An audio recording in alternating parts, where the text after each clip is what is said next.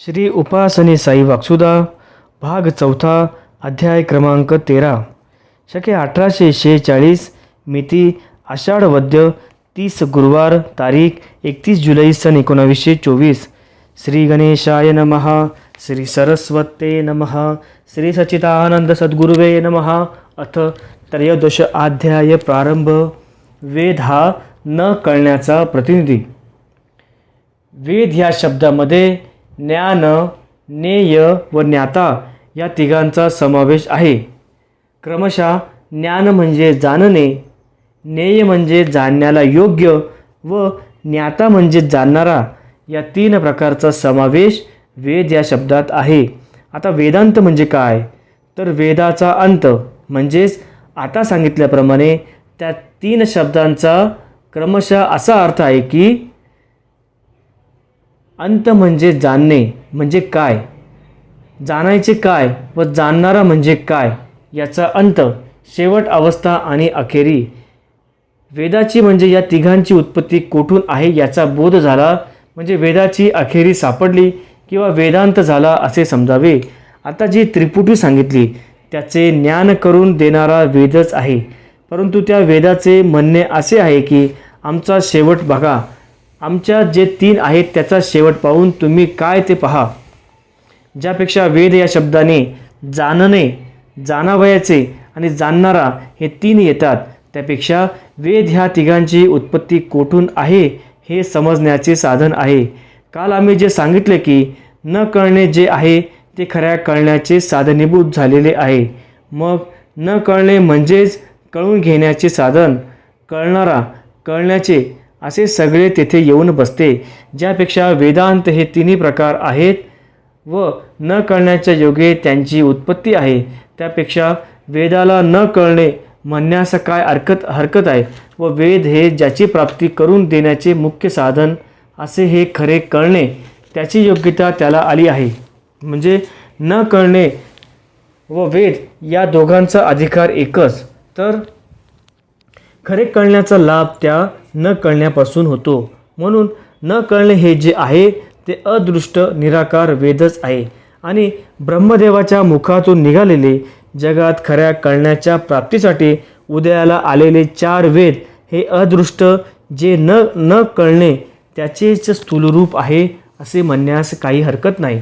जसे राज्याभिषेक झालेला राजा स्वतंत्र असून स्वतःहून आपले गुणधर्म प्रकट करीत नाही, परंतु त्याचा प्रतिनिधी मात्र राजा असूनही राजाचे गुणधर्म म्हणजे पालनाधिक व्यवहार त्या प्रतिनिधीकडे येतो, म्हणून तोही राजाच। अशा रीतीने राज्याभिषेक झालेला व क्रियाकर्तृत्व व्यवहारामुळे झालेला राजा हे दोघे राजेच बनवले जातात। खास राजाकडून क्रियाकर्तृत्व व्यवहार होत नाही, म्हणून तो राजा असून नाही व हा तो त्याचा प्रतिनिधी जो सर्व क्रियाकर्तृत्व व्यवहार करतो, सर्व सार्वभौमत्वाचा कारभार पाहतो, त्याला जर राजा म्हणावा तर त्याला राज्याभिषेक नसल्यामुळे तो राजा होऊ शकत नाही अशी बाजू होऊन बसली। प्रतिनिधी सर्व व्यवहार पाहतो म्हणून त्यास राजा म्हणावे, तर त्यास तू राजा आहेस का म्हणून विचारले तर तो म्हणल मी काही राजा नाही, मला काही राज्याभिषेक झाला नाही। समजा एखादा गृहस्थ अत्यंत सात्विक किंवा पुण्यशाली असून त्याच्या ठिकाणी अत्यंत लीनपणा व नम्रपणा असल्यामुळे गुप्तरीतीने राजदर्शनाची योग्यता येऊन त्याला राजदर्शनाची इच्छा झाली व तो प्रतिनिधीसह राजा समजून त्याच्या दर्शनास आला, तेव्हा तो प्रतिनिधी त्याला म्हणाला की मी राजा नाही, मला काही राज्याभिषेक झाला नाही, राजा दुसरा आहे, परंतु मी कारभार करतो म्हणून लोक मला राजा म्हणत असतील तर म्हणोत। ते तरी त्या दर्शनास आलेल्या गृहस्थाकडील नम्रपणा त्याच्याकडे गेला म्हणून तो प्रतिनिधी राजेपण आपल्या अंगावर घेना। मग तो राजदर्शनास आलेला गृहस्थ खऱ्या राजाकडे गेला व त्यास म्हणाला की तुम्ही राजे आहात, कारण सर्व लोकांचे पालन पोषण तुम्ही करता, म्हणून मला तुमच्या दर्शनाची इच्छा होऊन मी तुमच्या दर्शनासाठी आलो। राजातही त्या गृहस्थाचा लीनपणा गेल्यामुळे राजा त्याला नम्रपणे म्हणतो, होय मला लोक राजा म्हणतात खरे, परंतु मी कारभार करीत नाही, नुसता नावाचा राजा आहे। जसे एखाद्या मुलाचे नाव राजा असे असते व पुढे त्याला राजा बाबू, राजा राम, राजा भाऊ इत्यादी म्हणतात. ते जसे नावाचे राजे तसा मीही पण नावाचा राजा आहे. मी प्रजेचे पालन करीत नाही. कायदे करण्याची अक्कल मला नाही. मी नुसता खातो पितो चैनीत हिंडतो. जसा काही एखादा शेणाचा किंवा दगडाचा गणपती तयार करावा, तो मोदक खात नाही, सिंदुरासुराचा वध पण करत नाही. प्रत्यक्ष खऱ्या गणपती जो कारभार करून गणपती पण आले ते स्वतःच त्याने जेव्हा क्रिया कर्तृत्व व्यवहार करून सिंदुरासुराचा वध केला तेव्हाच आले. रामचंद्राने स्वतः धनुष्य घेऊन रावणास मारले, परंतु त्याला राम पण आले. तसेच कृष्णाने स्वतः कंसाधिकांचा मारण्याचा कारभार केला तेव्हा त्याला कृष्ण पण आले. रामाने, कृष्णाने, गणपतीने फार मोठमोठे कारभार केले व ते करीत असता त्यांच्या मदतीस दुसरे आले, तो भाग निराळा. अशा प्रकारे त्यांनी स्वतः काम करून नाव मिळवले तेव्हा ते राजे झाले. मी तसा राजा थोडंच आहे. मी राजा आहे असे समजून तुम्ही दर्शनास आला ही चूक आहे. राज्याचा जो कारभार करतो त्याला राजा म्हटले तर शोभेल. तो दर्शनास आलेला मनुष्य म्हणतो, अहो आम्ही तिकडे गेलो होतो, परंतु तो म्हणतो मी राजा नाही. तेव्हा राजा म्हणतो, प्रतिनिधी खरा राजा नाही व मी कारभार करीत नाही म्हणून राजा नाही. ज्यापेक्षा आम्ही राजे नसून तुला आमच्या राजेपणाची ओळख झाली, ज्या अर्थी राजापेक्षा जास्त गुण तुझ्यात आहे म्हणून तूच खरा राजा. तू जरी राजा नाही व कारभारही पाहत नाही, परंतु ज्या अर्थी राजेपणा जाणतोस त्या अर्थी तूच राजा आहेस. त्यावर तो गृहस्थ म्हणतो, मी कसा राजा असू शकेन? राज्याभिषेक झालेला राजा मी राजा नाही म्हणतो, प्रतिनिधीही मी राजा नाही असे म्हणतो व हा तिसरा आलेला गृहस्थही मी राजा नाही म्हणतो. मग पंचायत झाली. इतक्यात आणखी एक विशेष महत्त्वाचे ज्ञानी गुरु आले. ते राजाला म्हणतात, काय वादावादी चालली आहे? राजा म्हणतो, मी राजा म्हणून हा गृहस्थ दर्शनास आलेला आहे, परंतु मी काही कारभार करत नाही म्हणून मी राजा नाही. प्रतिनिधीला राजेपण नाही म्हणून तोही राजा नाही. म्हणून मी म्हणतो की ज्यापेक्षा या आलेल्या गृहस्थास आमच्या दोघांमध्ये राजेपण नसून ते त्याला कळते त्यापेक्षा हाच राजा आहे, परंतु तो कबूल करीत नाही. इतक्यात ते राजाचे प्रतिनिधी प्रधानी तेथे आले. असे ते 3 राजे तेथे आले, परंतु ते तिघेही आपल्या अंगावर राजेपण घेणार. तेव्हा तो गुरु त्यांना म्हणतो की तुम्ही तिघेही आपल्या अंगावर राजेपण घेत नाही व ते तुमच्या ठिकाणी लागूही पडत नाही. मग कसे? जर एखाद्याच्या ठिकाणी मोठेपण नसून दुसरा त्याला ते देऊ लागतो तर समजावे की याच्याजवळ मोठेपण होते म्हणून तो ते त्याला देण्याला आला. त्याचप्रमाणे राजाच्या दर्शनास आलेल्या गृहस्थाजवळ राजेपण होते म्हणून तो ते देण्याला आला. म्हणून तो दर्शन घेणाराही राजाच, परंतु तो स्वतः जवळ ते राजेपण ठेवीत नाही, कारण त्याला उपयोग करता येत नाही. जसे एखादी वस्तू जवळ असून ती ओळखता आली नाही तर ती टाकून देतात किंवा दुसऱ्याला देतात. जसे पूर्वी एकदा सांगितल्याप्रमाणे एका धनगरास एक उत्तम हिरा सापडला, परंतु त्याची त्यास ओळख नसल्यामुळे तो एक चांगला चकाकणारा दगड आहे असे समजून त्याने तो आपल्या एका आवडत्या मेंढराच्या गळ्यात बांधला. पुढे अकस्मात एका रत्नपारख्याच्या दृष्टीस तो हिरा पडला. तेव्हा त्याने त्या धनगरास त्याची माहिती समजावून दिली आणि त्याची योग्य किंमत त्यास देवविली. तसेच हे आहे. आपल्या ठिकाणी अगदी हलकेपणा, मूर्खपणा घेण्याचा ज्याचा स्वभाव आहे तो त्याच्याजवळील मोठेपण पुष्कळ साचलेले असते किंवा साचले जाते, त्यामुळे त्याचा तसा स्वभाव बनून त्याप्रमाणे वागतो.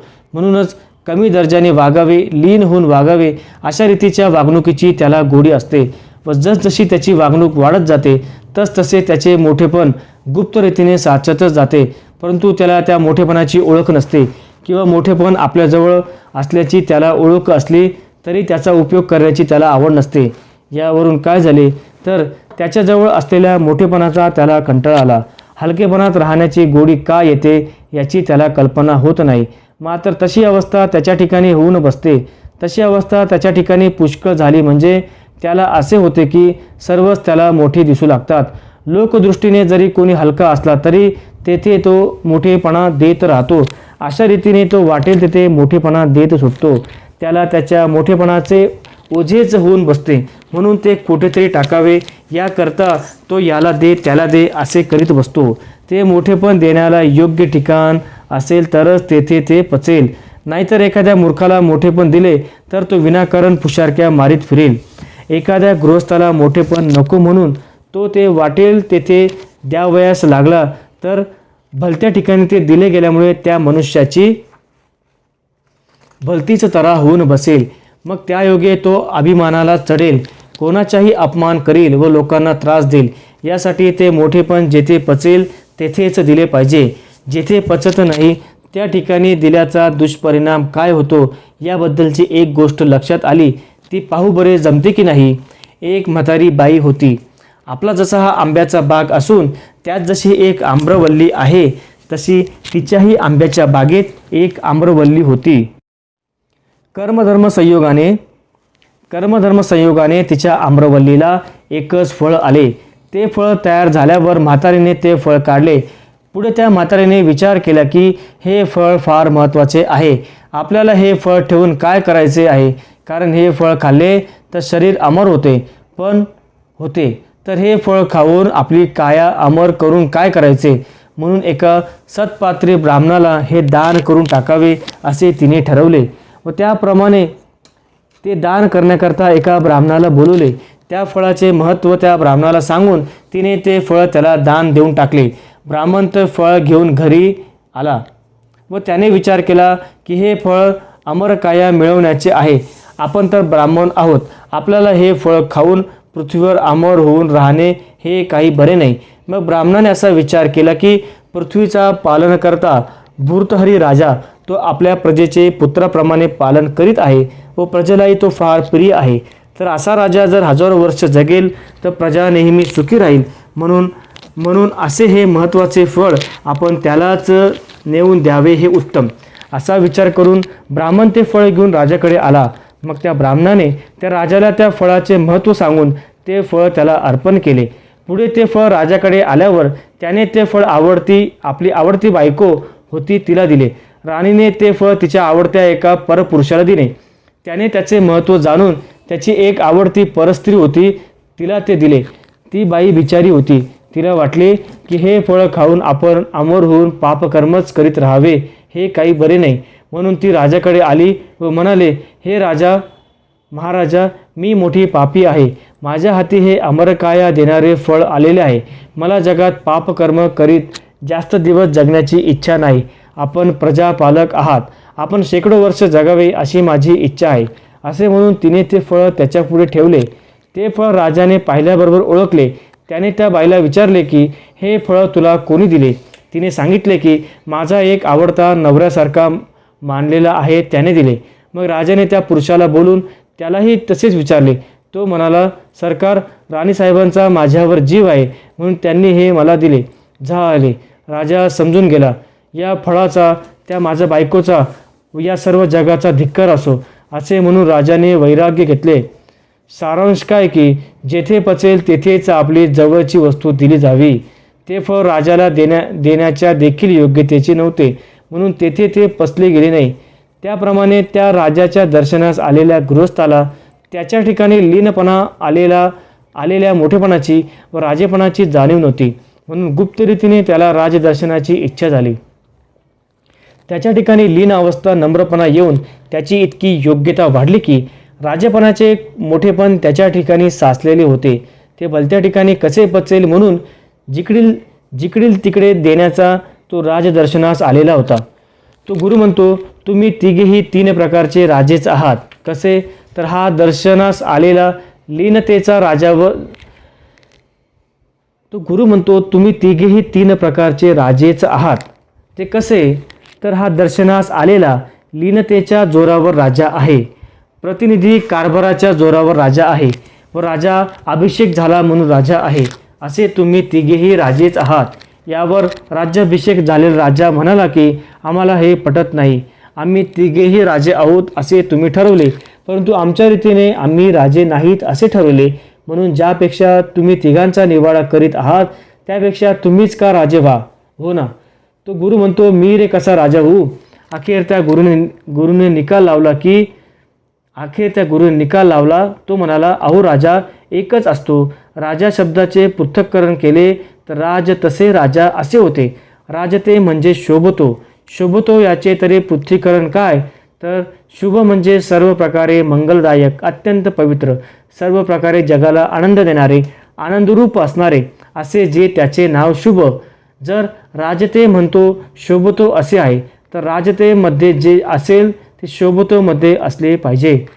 रुजूपासून राजते, रुजू म्हणजे रसळ, ज्या योगी आनंद होईल असे आर्जव रुजूपण जेथे पूर्ण तेथे राजेपण असतेच. रा मधील रेचा अर्थ सुखरूप, तेजरूप असा होतो व ज म्हणजे उत्पन्न होणे, म्हणून रची उत्पत्ती ज्याच्या ठिकाणी तो राजा. तो गुरु म्हणतो, हे गुण जेथे असतील तो राजा, हे गुण जेथे मापलेले असतील तो राजा, बेमाप असतील तो महाराजा. यावर तो खास राजा म्हणतो, ज्यापेक्षा तुम्हाला इतके ज्ञान आहे व तुम्ही आम्हाला राजा म्हणता, तर तुम्ही महाराजे आहात. तो गुरु म्हणतो, महाराजा होणे काय सोपे आहे. महाराज शब्दाच्या अर्थाप्रमाणे बाजू अंगावर घेणारा नसून त्याच्या उलट बाजू म्हणजे अत्यंत हलकेपणा वगैरे अवस्था ज्याने आपल्या अंगावर घेतली असेल त्या आधारे महाराजाचा अनुभव येतो व त्याला जगाला उपयोगी होतो. जसे केर कचरा लहानशा अग्नीमध्ये सुद्धा पेट घेतो, परंतु मोठमोठी बाबळीची लाकडे पेटण्यास यत्किंचित केर कचऱ्याचाच आधार घ्यावा लागतो.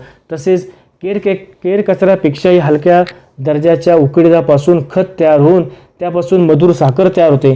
तसेच मोठ्या लोकांना पूर्वीच्या हलक्या अवस्थेने मोठेपण आले याचा विचार नसतो. मूळ स्वरूप असेच आहे, ते निर्जीव असून पूर्ण अघटित शक्ती त्यात आहे. तो गुरु म्हणतो, अशा रीतीने ज्यापासून जगाला उपयोग आनंद होतो तेथेच परमेश्वर आहे असे समजावे. ज्या ठिकाणी अशी अवस्था आहे तेथे मीच आहे असे भगवान म्हणतात व त्या ठिकाणी खऱ्या राजेपणाची अवस्था असते. अशा रीतीचे राजेपण येणे सर्वात शक्य नाही, म्हणून असे राजे क्वचितच पृथ्वीवर मुख्य 4 वक्त्या मिळून राजेपण चालत असते. ते मुख्य कोणते, तर खास राज्याभिषेक झालेला राजा, दुसरा प्रतिनिधी कंसात प्रधान, तिसरा दर्शनास आलेला, चौथा गुरु.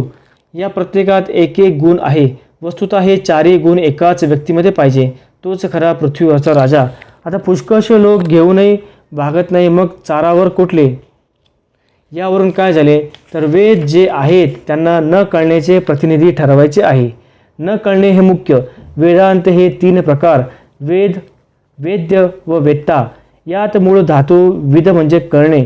वरील 3 प्रकार ज्यापेक्षा वेदात सापडतात त्यापेक्षा त्यांचा आधार घेऊन त्यांचे अस्तित्व कोठून आहे हे त्या वेदांचा अंत जेव्हा पावतो तेव्हा कडेला राहून सर्व पाहता येते. तेव्हा केवळ विद म्हणजे केवळ कळण्याचा अनुभव येतो. म्हणजे मग ते नुसते कळणेच काय, पण सत आणि आनंद हेही दोघे तिथेच आहे. न कळण्याची उत्पत्ती व अघटित शक्ती कोठून आली, त्याचा प्रभाव कसा आहे हेही त्याच कडेवर कळते. अंतशब्दाने कड आणि मधला भाग घ्यावा. अंतशब्दाचा अर्थ कोणी मध्य कसाही करतात. कशाचा मध्य, तर विद आणि वेद यांचा मधला भाग असे समजावा आणि कळणे याचा मधला भाग असा अर्थ घ्यावा. शेवट अखेर असा अर्थ करीत असाल तर न कळण्याच्या किंवा वेदाच्या म्हणा किंवा शेवटच्या कड समजावे, मिळून एकंदरीत सारखेच पडेल. हे विचार ज्या ग्रंथात आहे ते वेदांत ग्रंथच आहे होत. असे वेदांत ग्रंथ पुष्कळ आहे. अखंड सुखाचा साठा कोठे आहे व तो कसा मिळवावा हे वेदाच्या कडेला जाऊन किंवा मध्ये राहून त्याची माहिती करून घ्यावी तेव्हा कळते. तेव्हा वेदांत ग्रंथ करून ठेवले आहेत व त्याकरताच ते शिकतात. ते शिकून फक्त शाब्दिक ज्ञान होते, त्याच परोक्ष ज्ञान म्हणतात.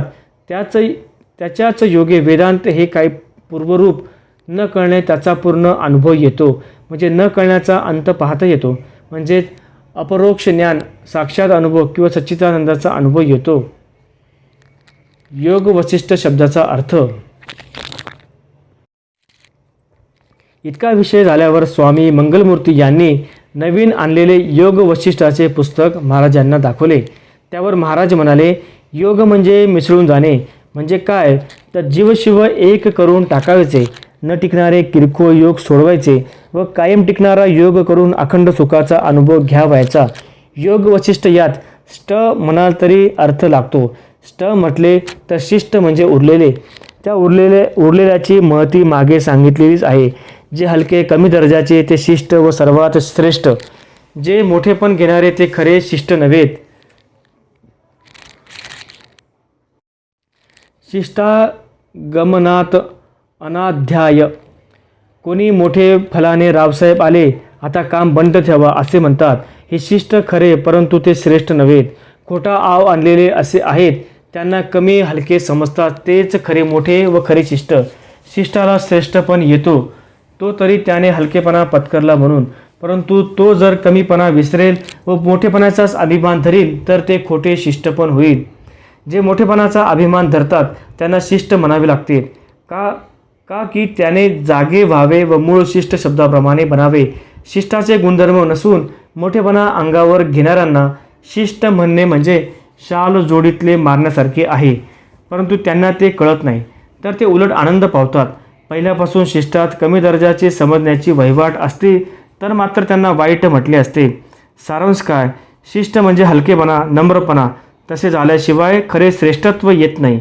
अशा रीतीचा श्रेष्ठ कशाने झाला पाहिजे तर यो गवा शिष्ट स एव शिष्ट. याचा अर्थ गवा हे गोचे तृतीय वचन एकवचनी. गोचे अर्थ पुष्कळ आहेत, तरी येथे इंद्रिय असा करावा, तर इंद्रियांच्या योगे उरलेला तोच खरा शिष्ट.